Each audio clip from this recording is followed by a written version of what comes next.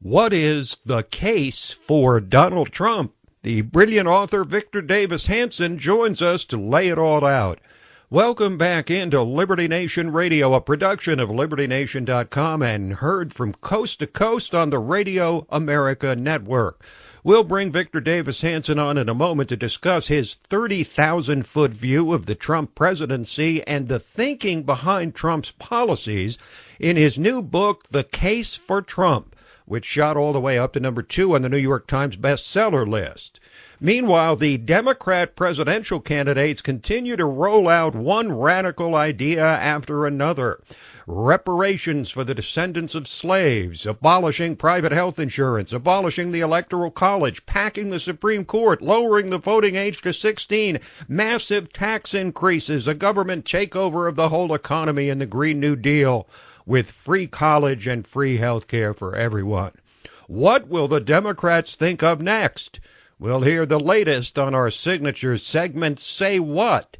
Plus, in Talkin' Liberty, LibertyNation.com Legal Affairs, editor Scott Cosenza jumps on board to discuss a new bill which would place cameras in the Supreme Court. Well, ever since President Trump arrived on the political stage with shock and awe almost 4 years ago, reactions have been wildly divergent. Everyone seems to either love or hate the 45th president, with few people undecided. But the reactions have been largely personal and emotional and political. What's been missing is an intellectual underpinning for the policies and vision of the Trump presidency. But the man who joins us now has provided exactly that, going where few men dare to tread. Victor Davis Hanson is a classicist, military historian, columnist, and farmer out in California. But he's known mostly for his brilliant writing as a public intellectual who's just written an important book entitled simply The Case for Trump, one of more than 24 books he's authored over the years. Mr. Hanson, welcome to Liberty Nation Radio. Well, thank you for having me. Well, I really appreciate it. Now, with a man as mercurial and instinctual as President Trump, how hard was it to pull all the pieces together and assemble a coherent volume on his political philosophy, especially considering the wild ride that's been the first 2+ years of his presidency? It's very difficult. I tried to start out with the idea I wasn't going to make Trump a saint or a sinner. I just wanted to analyze to the degree I could his route to victory, which was very improbable, and then the actual achievements once he was in office. But as you state, there were a lot of problems. One is that everything seems to change each week, so what you try to do is analyze in the long term, what is his long term. If everything is as it's going now, what would be likely to happen in the future, or try to be dispassionate so you don't get in this 24-hour roller coaster that his tweet today was great and a tweet yesterday was stupid, but see a pattern there, and so that the book will have some resonance in 2, 3, or 4 years. And then you've got to be very careful, because what people say about Trump is not necessarily accurate.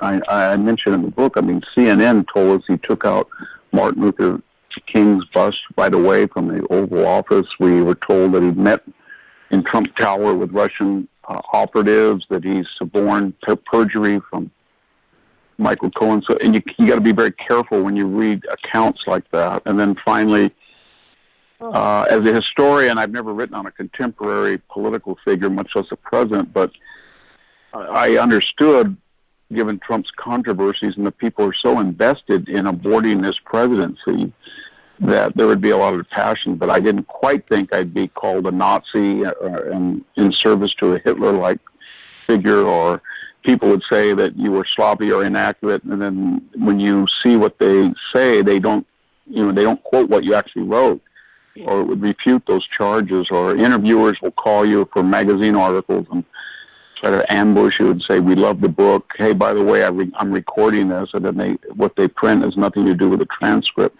So there's a level of vituperation and anger at Trump that is almost as if our noble means of ending his presidency justify any means possible. or the noble end justifies any means possible to accomplish it. And so that was kind of new for me, to have this every day wake up and some guy's calling you a Nazi, or some person says you're a hack, or you want a job in the White House or something like that. Attack the messenger rather than the message. Well, one enduring question about Donald Trump and his presidency is whether there's a method to his madness. Now, having covered this and done all the investigative journalism that you did to come up with this book, The Case for Trump, do you find that he's more a guy who strictly goes on instinct and he's just kind of freelancing it out there? Or is he more calculated than people think? Does he have a grand plan? I think he does, but he's not as if he's playing fourth dimensional chess, as some of his supporters allege, and nor is he a complete amateur just ad hocing it all the way through. I think he has a general vision that China was not destined for world hegemony, that even though they have 3 times the population of ours, one American produces 3 times the goods and services as one Chinese citizen. And that's pretty impressive on our part. So there was a confidence that he could deal in a different way with Chinese mercantilism. It wasn't faded. He said he really had an instinct that you cannot have a sovereign country with an open border and 15 or so million people living here illegally and coming in at that rate. He had an idea that you just don't write off half the country between the two coasts and say, well, they're all on opiates or all deindustrialized, or in a globalized world they're not competitive. You can't do that and have a country. And then I think he also had an idea that Afghanistan, Iraq, Libya, Syria, that we have not been translating tactical victories into long-term strategic advantage, at least in a cost-benefit analysis, and that we need to be much more careful and build up our defenses, but be more retaliatory than preemptive. And that was sort of a message that not only was new, but it was also imprinted on the traditional conservative message of low taxes, deregulation, strong defense, good judges, strict constructionist judges. But it was also geared, in addition to the key swing states. And he understood in a way that no one else apparently did, and Hillary Clinton especially, that the election was going to be decided in Michigan, Wisconsin, Ohio, Pennsylvania, North Carolina, Florida, and it was going to be decided by a few thousand votes, that these Democratic constituencies could either be flipped or more voters could come into the voting process that had stayed home from McCain and Romney. And that was that took a degree of not just cunning and instinct, but imagination that I think he never got credit for. Our guest is Victor Davis Hanson, the brilliant columnist and author of the new book, The Case for Trump. Now, Mr. Hanson, many reasons have been given for Trump's shocking victory in 2016. Outrage in the heartland, the areas you just described, most often cited as the reason for it. But he also had perhaps the perfect opponent in Hillary Clinton. Do you believe Trump would have won no matter who he faced, or could a more appealing Democrat have beaten him, do you think? Well, I mean, she did win the popular vote, mostly because of the 3 million people in California that gave her a huge majority. But I think she was particularly suited, her weaknesses were particularly suited for Trump, because on every angle that she tried to tag him with scandal, his indiscretions with women, then her husband came up. Trump, nobody's alleged that Trump did anything wrong as far as infidelity or worse inside the White House. They did with her husband. She tried to go after the Trump Foundation. The Clinton Foundation scandals make the Trump Foundation amateurish in comparison. She tried to say that Trump might have been colluding with the Russians. There was no evidence of that. But there is evidence that Bill Clinton got $500,000 speaking in Moscow at a time when millions were being poured into the Clinton Foundation from Russian industrialists and entrepreneurs who at the same time were looking to get a contract for uranium control in North America, about which Hillary Clinton had a considerable say as Secretary of State and influence. So what I'm getting at is each time that she went after him, he just said, well, look at you. And that sort of neutralized his vulnerabilities in a way that maybe another Democratic candidate, had they nominated someone with less exposure, wouldn't have been as successful. She was also a poor candidate. I mean, she didn't speak well. She did things she didn't have to do, alienate people with this deplorables, irredeemables. She went down in Arizona and Georgia thinking that it was a sure thing and she was going to get a mandate, tried to flip states that were not going to be flipped, while she let Trump as a proverbial fox into her hen house in the Midwest, and he took those Midwest states. Now, ever since Trump announced for president, the Republican Party seems unsure of what to make of him, to say the least.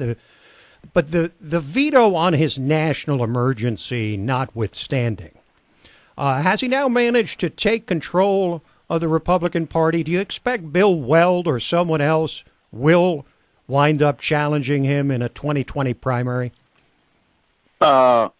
I don't think so, and if they did, it would be very short-lived. We forget two things about Donald Trump. That is, for all the never-Trump vituperation, the Weekly Standard, my colleagues at the National Review and elsewhere, George Will, all of that, 89 to 90% of Republicans voted for Donald Trump. About the same number had voted for McCain and Romney. I'm not saying that he got a smaller level. He did get a smaller percentage of independents than some of them had, but more or less the Republicans stayed with him, and more or less his message, even though I suggested it was new and there was wrinkles to it, the foundation was Republican conservatism, cultural, traditionalism, low taxes, strong defense, GDP growth, more energy exploration. And so that was what was different was that he was not a part of the bicoastal establishment. He had first president to have neither political or military experience, and he was not shy about suggesting to them that was an advantage. And they were corrupt. They were part of the swamp, the administrative state, the deep state, as he said. And they didn't forgive him for that. So the establishment, we haven't quite seen that an establishment of one party would turn on its own presidential candidate and then indeed continue to do that while he was president. That's new. Victor Davis Hanson. And that's just part of our interview with him about his book, The Case for Trump. We will play you the second part on next week's show. Quick break, and then we're back to discuss the breakdown of Brexit. Exhausted by all the fake news? On LibertyNation.com's YouTube channel, facts and fresh, bold analysis are what you get without the leftist spin. Subscribe today to the LibertyNation.com YouTube channel because truth is making a comeback.